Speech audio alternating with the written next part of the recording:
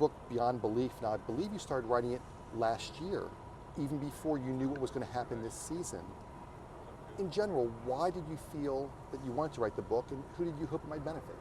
Well, the main reason is, obviously, God's given me such a platform to share what He's done in my life, and my wife telling me while I was in the midst of my addiction that she'd been praying about it, and God laid on her heart that God was gonna allow me to get back to baseball, but it wasn't gonna be about baseball. It was gonna be about sharing how He brought me through the storm that I was going through in my life. And every day now, I see that coming true, and I see that happening. And so hopefully I can, by putting this in, my life story in a book, can help let people know and help inspire them to know that, no matter how far you go down, there's always a way back up. And I imagine just even walking around the city or walking around doing a tour, a book tour, people just who don't even know you and may not even know how great of a ball player you are, but they do come up to you, want to talk about your story. And I've said it since day one. That's what it's about. God allowed me to keep my ability to play baseball for a higher purpose. Right. And every day, batting practice, whatever. People come down. They don't know if they're going to get to talk to me or not.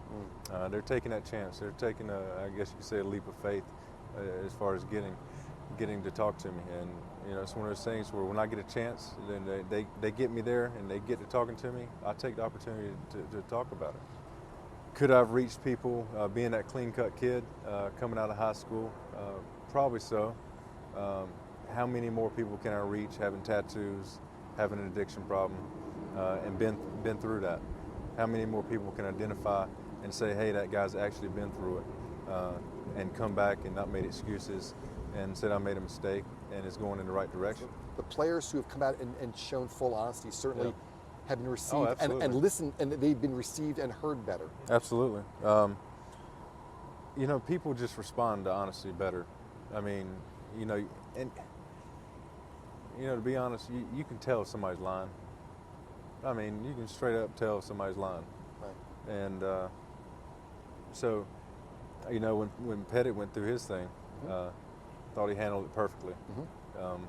Obviously, a little different situation with me. I never did anything to enhance or to cheat the game, I guess you could say. In the book, you talk about the tattoos. I think 26 in all, and ranging the gamut from things, from demons without eyes to Christ to some things that you said you're not even sure what they represent. Did you try to get some of them removed?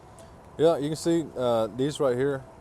I got it on both arms. This one right here was a devil face. It used to be about this dark, but as you can see, it kind of scarred up when you try to get taken off. I had this one lasered, and you can kind of see the scarring a little bit. I actually had it put back on. All it did was shade it down, but you can imagine how it hurts going on, and it times it by about 10 coming off. Okay.